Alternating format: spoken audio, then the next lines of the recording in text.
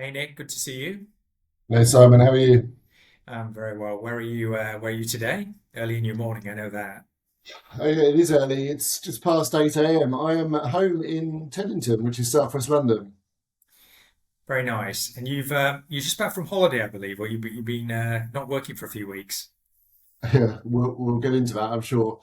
Um, yeah, I've just got back from Portugal actually. So Easter holidays for the kids. My two daughters are 16 and 13. My eldest is about to do a GCSE, so we had to crowbar her onto a plane to convince her to go on holiday for a long weekend to Portugal because she's studying hard, bless her. But we had some time over there, which is lovely. Thank you.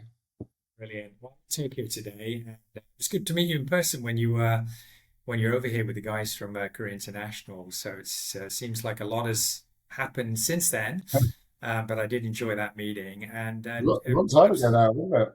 yeah, it really was, and delighted to have you on the podcast, Nick. It's a real pleasure actually, because I know you have a lot of experience, both from the lens of being involved with the business that took on sort of investment, private equity, through to I think now an acquisition or majority acquisition by Career International, and the platform that you created, the In Group. That's involved acquisitions which you've led. So a lot of experience both on, I guess, you look at it in M&A terms, both buy side and sell side, which is wonderful.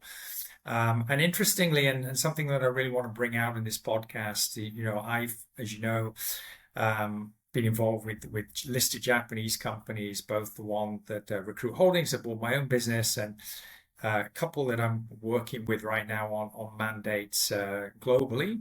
So a lot of experience of that. You likewise have experience with the largest listed Chinese human resource and recruitment and staffing group. So I think there'll be some interesting things that we can bring out later. But it'd be helpful if you could just give a very brief introduction to yourself and talk us through maybe, the your early background, getting into hydrogen some 23 years ago that Of pivoted course. to Investigo, and what now is the In Group. Be wonderful. Thank you. Yeah, of course.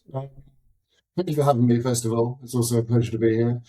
Um, so the snapshot, a quick version of my career.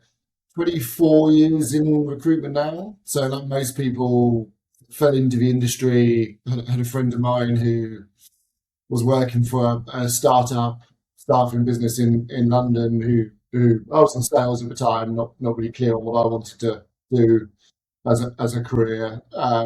He said, "You'll love recruitment. It's like so people based. You get out what you put in. It's all about building relationships, and I've always enjoyed working with people and that aspect of work. Always worked in hospitality as I was kind of 16 onwards. So fell into recruitment. I was lucky enough to join a business called a Partners Group at the time, who then became Hydrogen a couple of years later. So I joined the Partners Group when there were nine of us around the table. So I think it was about a year old when I joined. So own a managed business, three founders who had worked in the S3 group before starting Partners Group, and I knew very little about a lot of things. I was living in South London at the time. This job was based off Cannon Street in the city. I was thrown onto a desk to do C++ development recruitment, which I honestly didn't particularly enjoy, and then stumbled across the world of transformation and change management, which became kind of my vertical, my niche in recruitment. And at the time, 24 years ago, change and transformation management was pretty embryonic, both from an industry point of view, but also especially from a recruitment point of view. So stumbled across it and just loved everything about it. I mean, the essence of transformation and change management work is you're helping an organization change, grow, pivot, in some cases, obviously, reduce in terms of size, but you're helping an organization change.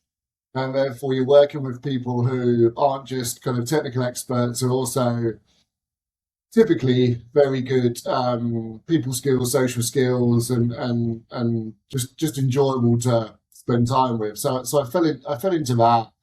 I ended up spending 4 years at what became the Hydrogen Group, and we went from 9 people to 280 people. I think by the time I left, as I said, we'd become the Hydrogen Group about 2 years after joining.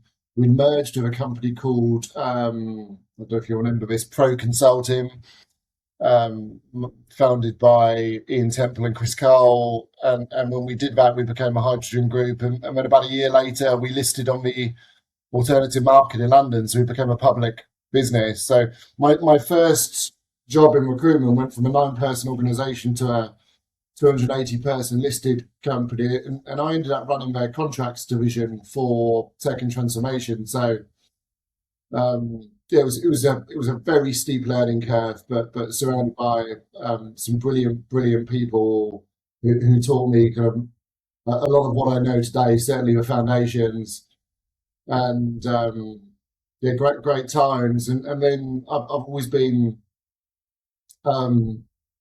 very ambitious, sometimes about substance, and I kind of after 3 years at the Hydrogen Group, I started thinking about doing my own thing, and I was pretty close to doing that. And I knew the founders of Investigo, and Investigo at the time would get about 18 months old, and I known one of the founders since I was about 18, and I knew the other founder through my relationship with Scott, and they convinced me not to set up my own business, but to join at the time what was Investigo, and we'll talk about that obviously in more detail later. But that was 20 years ago now, so this is my 20th year in a business. So 24 years in recruitment, 2 businesses, 2 great businesses. Love the industry, love everything about the industry, and yeah, throughout that time, as I mentioned before, 2 daughters, married, live in Southwest London, have done for the majority of the last 20 years. Love to travel, love to be active, love to be sport. Did a half marathon a couple of days ago, which is right up your street, Simon. Well, actually, it's probably the light run for you, isn't it? I'm not sure about that. I've foolishly committed to doing a half marathon in Manila in June with the business I support there, and that starts at I think it starts at 3 a.m. in the morning. The marathon itself starts at 10 o'clock the night before. It's run through the night. They do it just because of the heat, I guess, and traffic. So probably a little warmer and more humid than the one you've just done. I'm sure. Good luck. Thank you. So yeah, if you could maybe just talk about how Investec got involved, and I guess the journey that led the business to Career International, that would be interesting.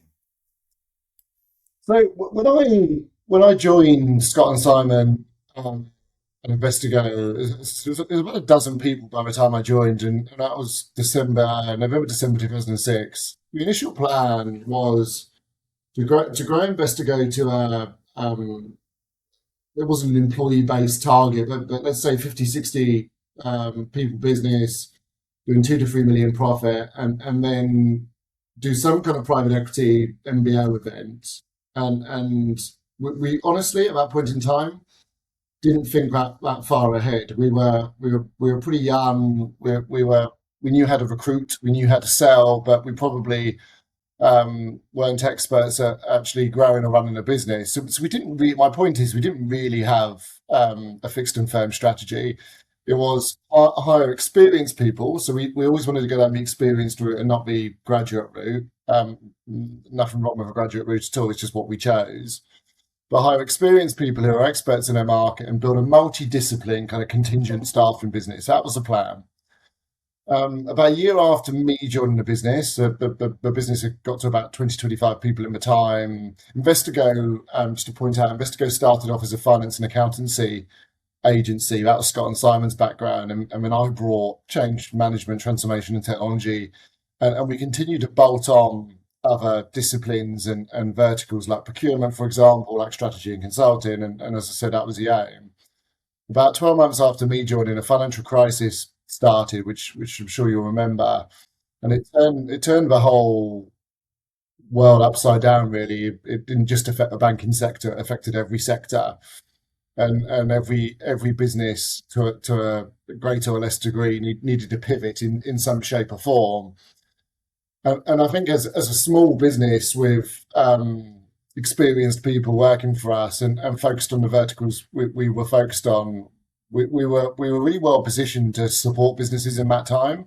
So whilst a lot of our competitors and a lot of other agencies were struggling to make fees, but both permanent and contract, we were really focused on transformation as an agenda point, and then specifically kind of finance and strategy as a topic, and customers were typically contractors, but customers were really buying off us. So in that 2 year period, our business went from about 25 people to about 50 people. Whilst, as I said, most agencies in the UK, and I'm sure beyond, were really struggling. So we got to the end of 2009, and we had a multidisciplinary business. I think we had about 6 different verticals at that point in time. We'd hired some really good people for that 2 year period for that downturn, and we kind of got to a period, and it was an inflection point for us. We looked at a business and went, we've got something pretty unique here. We've got something pretty special, mostly because of the people who are working for us, but because of a brand we'd started to build. And that was the first point in time where we kind of sat down over a series of meetings and went, actually, we're in this for longer than expected. But if we're going to continue to grow the business, we need to professionalize the business. And at that point in time, we'd outsourced all the back office functions, were outsourced. So finance was outsourced, marketing, admin, pretty much everything, HR. And we said, right, if we're going to grow it, we're going to professionalize it. And we definitely appreciate it, but we didn't have the skills or experience to do that. So at that point in time, we hired a gentleman who you know called Gary Watson from Michael Page. Gary had spent kind of nearly 30 years at Michael Page and had been through that growth curve, which was unbelievable in that 30 years at Page, and had learned lots of lessons that we hadn't yet experienced or tried to learn. And Gary was a perfect person to come in. He didn't try and turn us into a mini Michael Page, but he did professionalize the business, and he brought all those back office functions in house and continued to grow the sales business. So the business after Gary came in the next 3 years grew from, it was about 50, 60 heads to about 140. And then at the end of 2013, we ended up doing our first capital event, which was basically an MBO led by Investec as our finance partner. Scott and Simon had talked to Investec. I supported it. I certainly didn't lead that transaction, but Scott and Simon had talked to Investec for about 4 or 5 years. One particular partner there called James Sterling. And therefore, we didn't do the beauty parade. We didn't go out to market. We didn't produce the IM, which you'll be familiar with. We were pretty comfortable with Investec as a partner and the deal structure and the valuation they gave us. So it still took a long time, because these things always do. But we didn't go through that arduous process at the beginning, and we just invested all that time with Investec. And as I said, that deal completed in December 2013. And part of our talent attraction strategy was always hire experienced people who are experts in their market, leaders in their market, and we'll hire those people by giving them a fairly attractive and competitive LTIP scheme, EMI scheme. But every time we do a capital event, every time we do an MBO or anything like that, they're able to take a bunch of money off the table, roll over the other percentage of money to the next deal, and it's just a great way to attract people to the business and also retain them. And I think in the industry in the UK, our LTIP scheme is pretty well known, and having done 3 different capital events now, which we'll talk about, it's worked so well. But when we closed out our deal in December 13, Simon, one of the original founders, ended up leaving. Scott stayed on for a couple of years. So Scott stayed on to about 2015. And then the objective in partnership with Investigo was to continue to grow the business in a very similar way to we had done up until that point. And that was a journey between 2013 and 2017. And in 2017, I ended up taking over from Gary as the CEO, which I think was the worst kept secret in recruitment at the time. And that's when our journey started to change. So I'll just pause there for a minute. I'm curious about that transition from you to CEO. Was that something you mentioned early on that you're super ambitious? Was it something you were pushing on? Or it just happened because Gary had other plans? How did that come about? In all honesty, it's something I am really ambitious, but I never thought about the CEO role. I'm someone who I didn't go to university. After my levels, I went travelling and I ended up going travelling for 2.5 years, which was one of the best experiences I've ever had. Just mixing with people from different backgrounds, different countries, learning to stand on your own 2 feet. So maybe partly because I didn't go to university, maybe for other reasons, I never considered it or thought about it. Scott, when he was still in the business in 2015, along with Gary, approached me in 2015 and said, "Look, Gary's starting to plan for his successor. We believe that person's you." And at the time, I was like, "Absolutely not." And I think that was more out of kind of shock than anything else. But I continued to speak to Gary and Scott over the next kind of 6 to 12 months, and just really became comfortable with what that job entailed and why they thought I would be a right person for it. And as I said, I ended up taking over in 2017. But Gary managed that perfectly. Most people internally knew I'd started to take on more responsibility and headline our internal events. Even externally, I'd started to kind of be the face and the voice of the business a little bit more. But I don't think it was a shock to anyone internally or externally. And as I said, Gary managed that transition perfectly by not giving me everything at once, by giving me responsibility over a period of time. And I always had a really good relationship with Gary, so we've always had that ability to be very honest and very candid with each other. And Gary's also very different to me. I'm more impulsive. Gary takes more time on certain decisions. So actually, the kind of balance between both of us was pretty good as I stepped into that role, and undoubtedly, obviously, needed some advice and help in those early years. Do you have a plan or privy to some sort of overall strategic direction of the business that there would be another exit just round the corner, or how did that turn out? Yeah. So when we did a deal with Investec, the plan was 4 to 5 years later, and again, this is how our long-term incentive plan, our EMI scheme was built. Every 4 to 5 years, we'd do a deal, and I explained some of the reasons before. But the plan was Investec would always exit after 4 to 5 years, and we would look for another investor. Now, you've got buyers and sellers in that relationship, clearly. The business needs to grow in that time, profitability needs to grow, valuation needs to grow for Investec to be happy, and it did. We went from 3.25 million profit in December 2013 to 5.5 by the time I exited. So the business grew pretty conservatively, but we grew, and we've become a 100 million turnover business in 2017 as well, which was always kind of a nice round number, obviously, but a strategic objective for us. So when I took over in October, we went out to market to try and find a new investor. And unlike the first time, we did the whole beauty parade. So we appointed a corporate finance advisor. We worked with our corporate finance advisor to understand what we were looking for, what our priorities were. And then we produced the IM, which we were happy with. We signed off the IM, and then that went out to 30 or 40 private equity firms, banks, debt providers, who, and we didn't want to sell a majority stake. We wanted it to be a minority stake. Investec took 27.5% when they invested. We wanted a similar deal structure.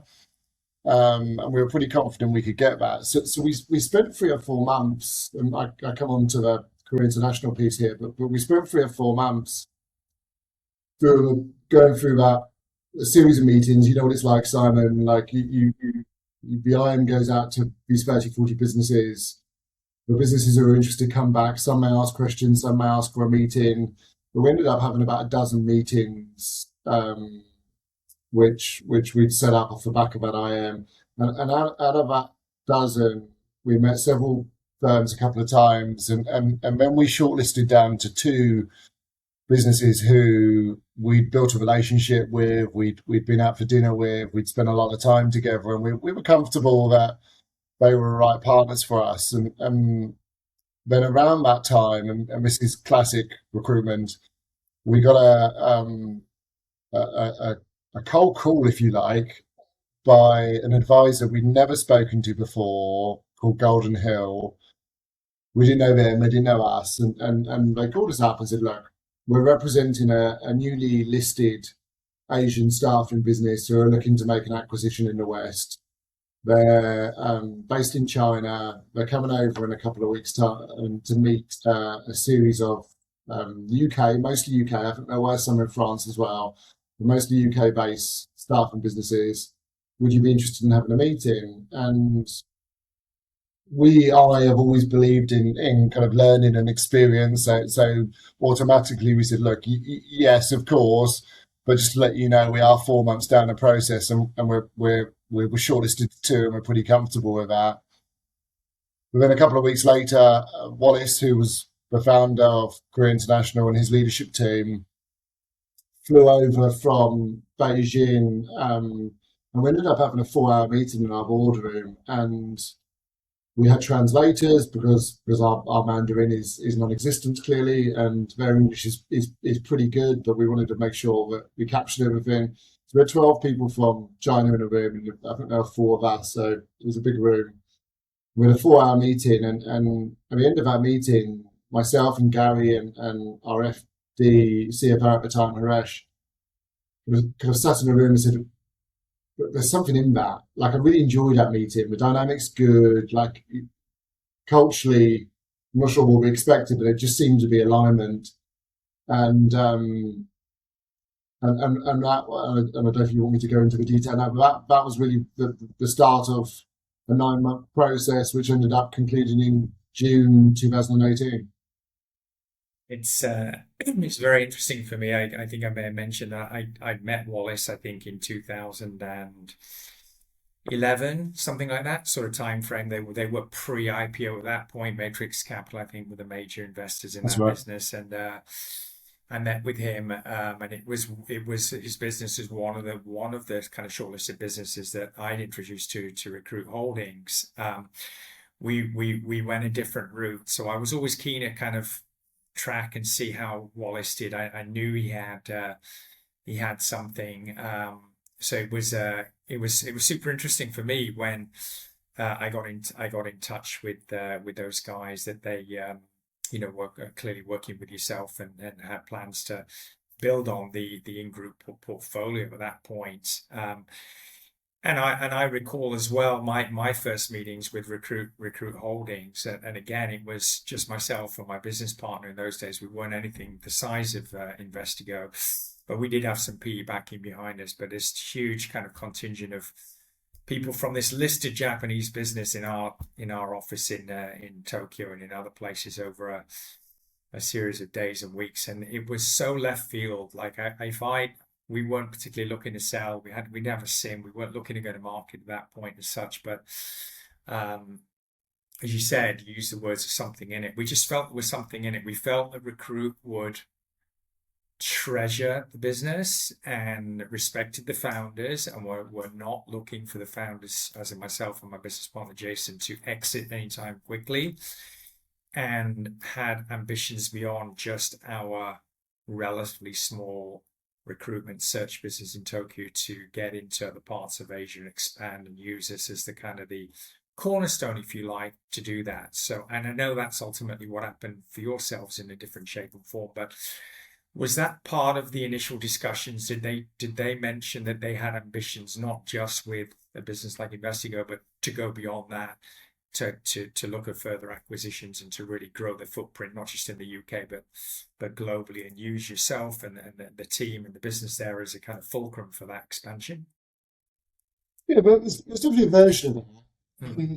That they were back in the leadership team as much as they were back in a business, and recruitment and actually the history you mentioned already, but the history behind Career International is really interesting. They were one of the first recruitment businesses to start up in China. They've become the biggest over a period of 30 years now. It's actually a 30 anniversary this year.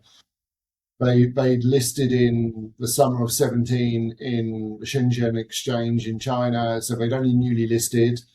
Once they'd listed, their strategy had changed, not just from organic growth, but also from overseas acquisition. And up until that point, our strategy had very much been organic growth. We hadn't considered M&A, and we chose Korea International as a partner for a number of different reasons, like mechanical reasons, outside of we liked the people, and actually culturally we thought there was alignment. But one of the reasons were they were encouraging us to do smart acquisitions to help the business grow. We at that point in time we didn't talk about the in group, we didn't talk about a kind of talent solutions business, but we did talk about acquisitions. But I think the commonality was we always ever since Scott and Simon launched a business, when I joined the business, we always spoke about being the best at what we do. We always spoke about high performance. We always spoke about hiring experienced people who are kind of top of their industry. And we've always believed in some kind of core principles, which is firstly set an ambitious business strategy, which is constantly evolving, constantly changing, which gives our people an opportunity to grow and develop, and that's exciting if you deliver that in the right way, and that's a constant. It's really exciting, and you should better hire and retain the best talent in the market if you're doing that correctly. So that's point number one. Point number two: pay people in the upper quartile of industry, but pay them on performance and pay them on results. Point number three is give everyone a voice, a genuine voice, a genuine platform. Don't dictate to them whether that's a business strategy or certain decisions.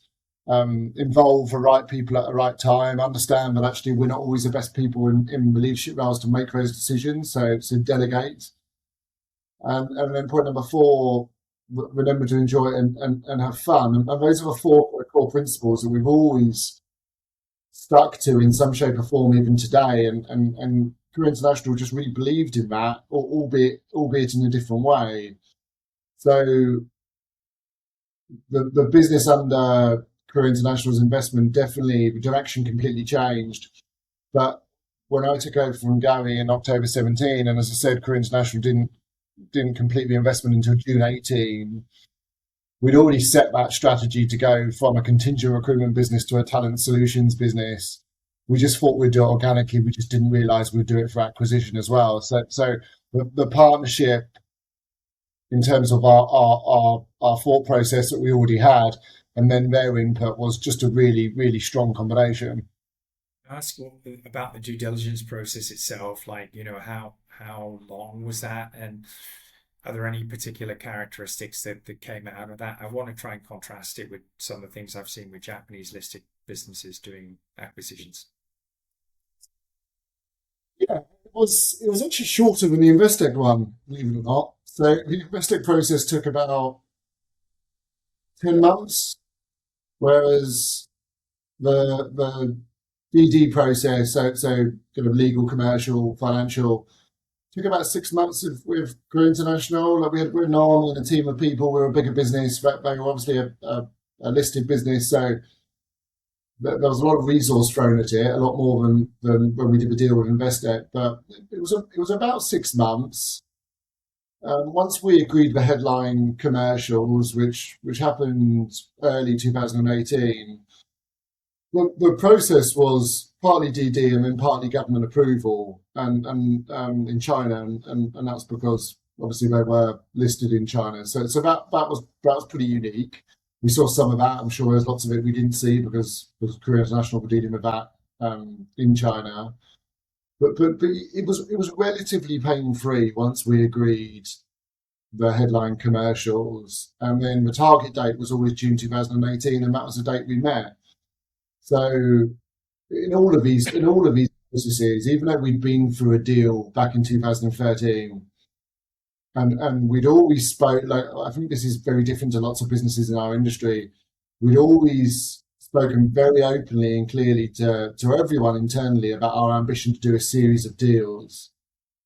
And there's good and bad in that. The good is you get people excited, you attract people to a business, you keep people in the business. The bad is you're a little bit too transparent sometimes, and people are kind of knocking on the door going, when's the next deal happening? When's the next deal happening? And we certainly had a bit of that. But yeah, the whole process was honestly pretty seamless. I think what's interesting is that Wallace was involved from the very first meeting, I understand, and he's the CEO of this newly listed business. So I guess if he's happy with it, and I'm sure you personally were a big, and I know having talked to him that you personally were a big factor in the decision for them to invest. You're looking at the business, but you want to make sure that the people who are going to lead it moving forward are good people that you can work with them. A little bit different from the Japanese businesses that I've worked with. For example, Recruit, they had a very enigmatic, evangelical sort of head of one of the business units, the domestic recruitment business, a guy called Murai-san, went on to become, interestingly, the chairman of the J League in Japan. So he was our primary contact, but we didn't get to meet the CEO of the whole business for some, and the board behind him for some time. That was sort of, kind of towards the end of the process. And the business that I'm working with right now is a retained mandate for a listed Japanese staffing company to enter Australia. We're post MOU, that's been signed. We have DD in the next few months. I haven't talked to the CEO and neither of the target company. Their contacts have been largely to this point with the M&A team. And I think but in both cases, what struck me is that they definitely, in both situations, they're definitely focused on compliance and on governance. Because they're listed businesses, they want to make sure, as you say, that everything, so in a sense, maybe the risk profile needs to be carefully considered as well as the upside. I think you might find some US companies or PE companies might just look at the upside and once they've done the basic financial due diligence. But I notice a lot more attention around the due diligence, and maybe it's because it's cross-border, it's legal, it's financial, it's compliance and so forth, but it's very heavy. The deal rooms are quite packed.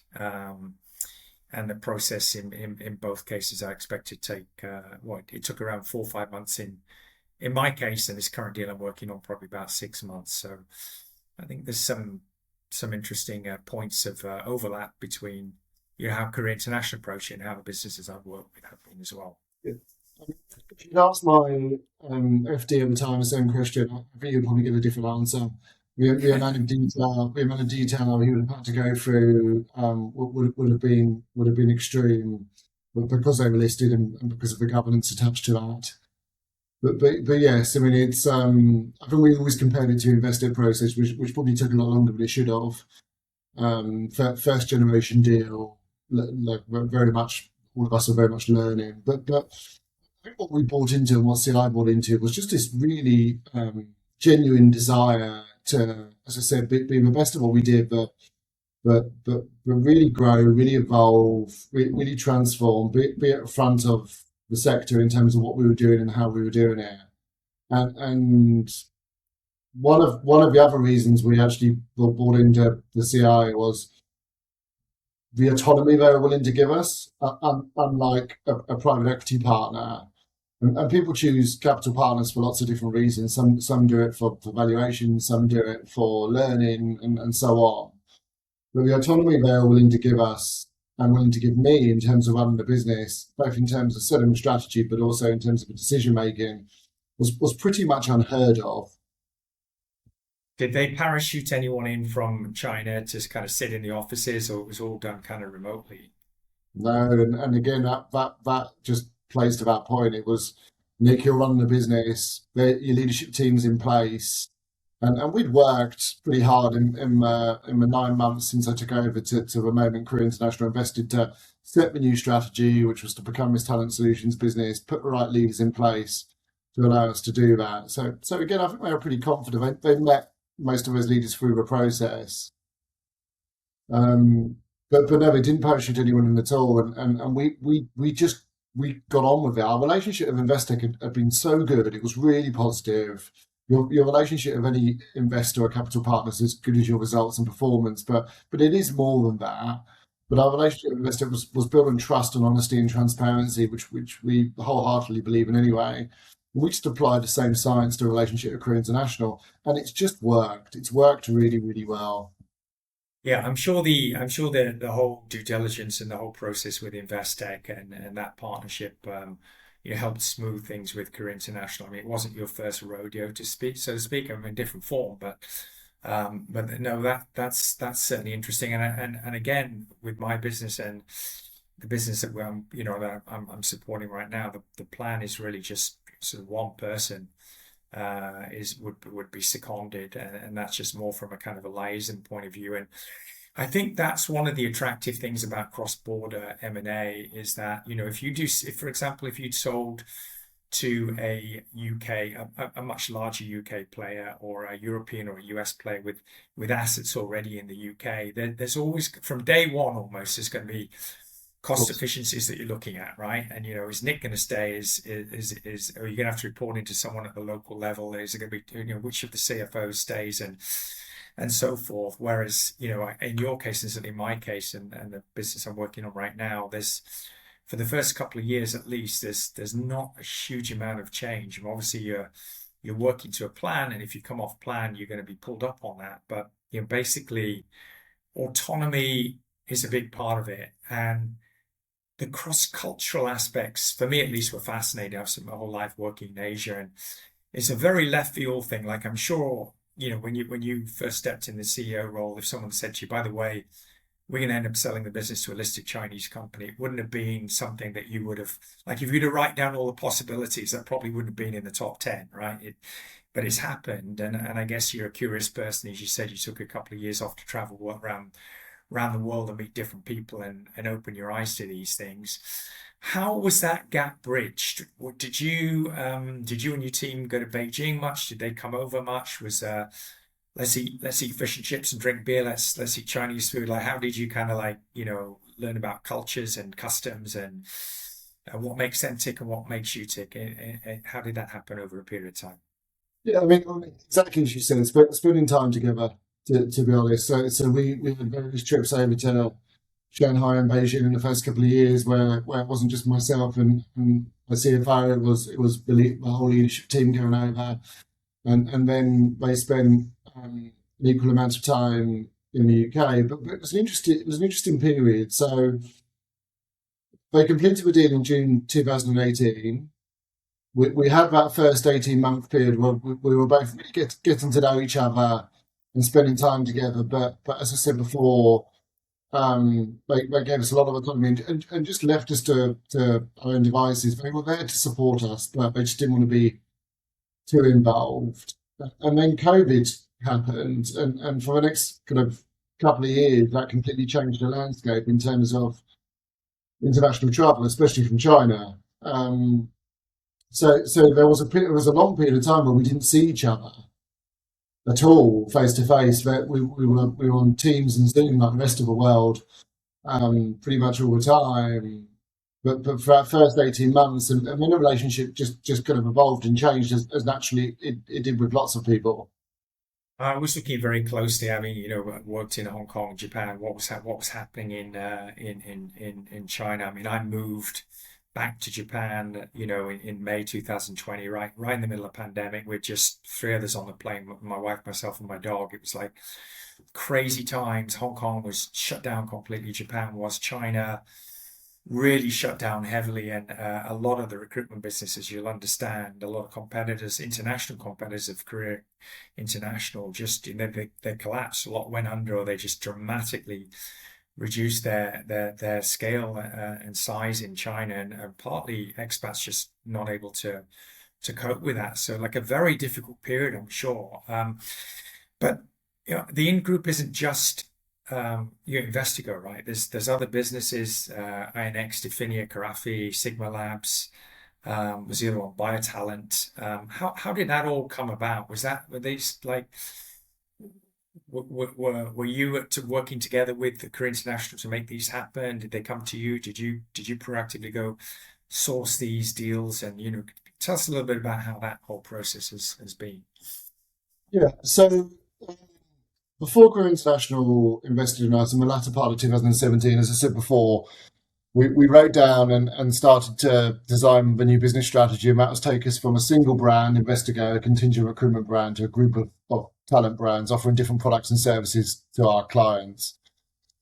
So they invested in June 2018, and then the second half of 18, we created our exec brand, which is now called NX, and we created our consulting brand, which is now called Definia. It was called Investigo Consulting at the time, but that wasn't working for a number of different reasons. So that's our SOW brand. So we did that organically, and then we made our first acquisition in November 19, which was a startup talent advisory business outsourcing business called Carafi. The founder of that business, Graham Paxton, had created a similar business before, sold that business before, and wanted to do it again. And I was introduced to Graham by a mutual contact in the UK. And very quickly, we just had a meeting of minds. We figured out that we can make 2 + 2 add up to more than 4 if we were in partnership together. And that transaction completed in November 19. And all of that was done with Career International support, and we certainly didn't do anything behind our back, as you'd imagine. But we were operating pretty independently in that time. We were just implementing the strategy we designed before Career International had come on board. Now, the Carafi transaction, although we knew we wanted some form of talent advisory outsourcing business in the group, the Carafi transaction in terms of the timing was opportunistic because, as I said, it was an introduction. And our industry is, as you'll know, Simon, it's all about meeting great people, and surrounding yourself with good people, and making sure you're never the smartest person in the room. People can bring different skills, different sets of experience to the business, and in Carafi's case, a completely different solution. And then 4 months after the Carafi transaction completed, as we spoke about, COVID hit, and that's really where you see the strength of a relationship, and especially with a kind of investor or a capital partner. The whole world between, I'm sure everyone can relate to this, the whole world between kind of March and June, that first quarter really of the pandemic, where everyone was suddenly at home, everyone was using Zoom and Teams for the first time in the majority of cases. We in that period of time had the full support and backing on almost every decision from Career International. They were literally just, we're here if you need us, but we trust you guys, you run the business. And when we were thrown into this kind of unknown world, myself and my leadership team, we all stepped up, and we just said to each other, look, let's not make any rash decisions we end up regretting. We don't know how long this is going to last for. We have no idea what it entails. Everyone was dealing with something they never dealt with before. But let's just hold our nerve. The business is in a good position. We'd grown from 100 million turnover when Career International invested to about 120 million turnover. The business was really cash positive. It was really well run. But let's just hold our nerve here. And our number one asset are our people. If we lose our people, if we make our own decisions, we haven't got a business. Now, the way we made mistakes like every business, but the way we navigated that period set up the success that followed in the years after. And we didn't make anyone redundant. We took advantage of a furlough scheme in the UK. But the most important thing we did is um, we just communicated with everyone all the time, including the people who are on furlough. So this is what's going on. These are the decisions we're making. These are the decisions we're not so sure about. And at one point in the first 2 or 3 weeks, I remember doing Teams calls to the whole company every other day until someone turned around and was like, look, we really appreciate the communication, but it's probably a little bit too much right now. Once a week is fine.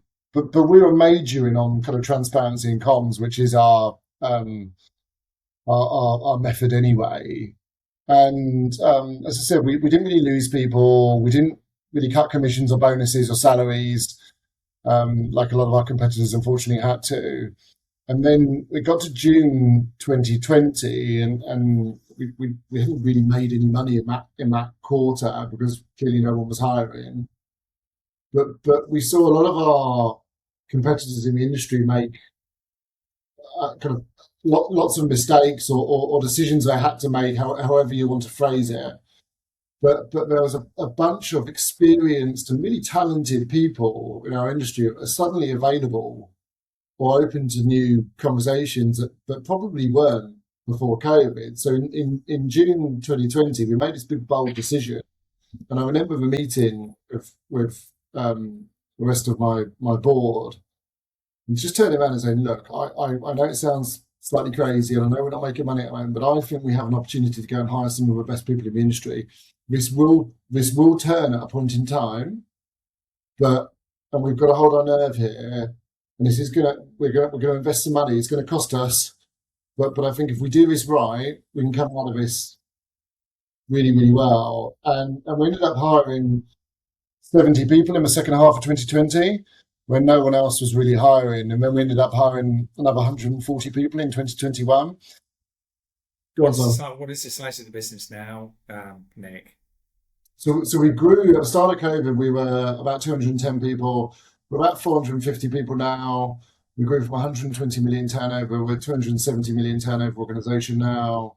One brand back in 2017 to 6 brands. And as you say, we completed 2 other acquisitions in 2023, BioTalent and an investment in a company called Sigma Labs.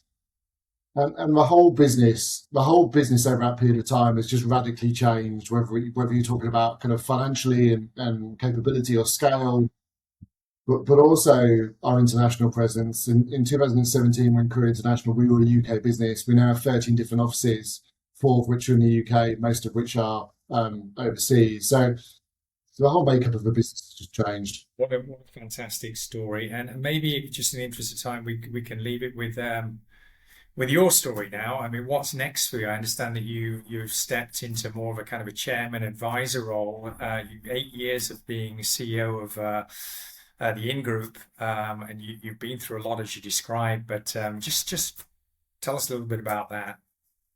Yeah, so I've always believed in any business in any sector that there should be a change in leadership every 5 to 10 years, depending on a number of different factors. I've been in this role 7 to 8 years, as you say. The business has changed dramatically in that period of time, and I think for the good of the business and the good of me, a change was just needed. So in September last year, I spoke to Wallace and just said, look, I'm going to resign from my position as chief exec. I've gone from being, and again, you know the journey, a shareholder to inferior employee in that period of time. Once Career International completed a buyout, which happened at the end of 2022. So much more we could be talking about here if we had more time, clearly. But I made that decision, and I knew it was the right decision for me, and I knew it was the right decision for a business. And over the next kind of 3 to 4 months, I spoke to Wallace. He came over a few more times, which ended up meeting in New York as well. And I spoke to Wallace, and he said, "Look, will you stay on as chairman? Like, you've been in that business 20 years. You know so much. You know the people. Helping the business as we continue to grow will be incredibly helpful for us, and I feel like it's the right thing." And I agreed. It was the right thing. So I agreed to stay on as chairman in a kind of advisor part-time capacity. So my official last date as CEO was March 11th. So for the last, just over 4 weeks now, I've been operating in this new capacity, and yeah, it's early days. In Recruit Holdings, when someone leaves a business they've been involved with for a long, long time, we talk about graduating, whether you're 35 or 55, we just call it graduating. So, congrats on your graduation, if you like, from from Investigo to the in group to your relationship with Career International. I'm sure sounds like it's been a fantastic journey for you, Nick. I've always enjoyed our conversations, and clearly rightly given credit to a lot of people who've helped, get you where you are today. And I'm sure you've inspired many, many people on the journey. And very much looking forward to catching up with you in the months to come once things settle and once your chairmanship and advisory role in the in group finally comes to an end. And if it does come to an end, and what is next for you around the corner. I know you've invested in a lot of businesses in a personal capacity. And I just want to wish you all the very, very best. And thank you very much for taking part today early in your morning. And we'll keep in touch. Thank you, Simon. I really enjoyed it. Thank you, Nick.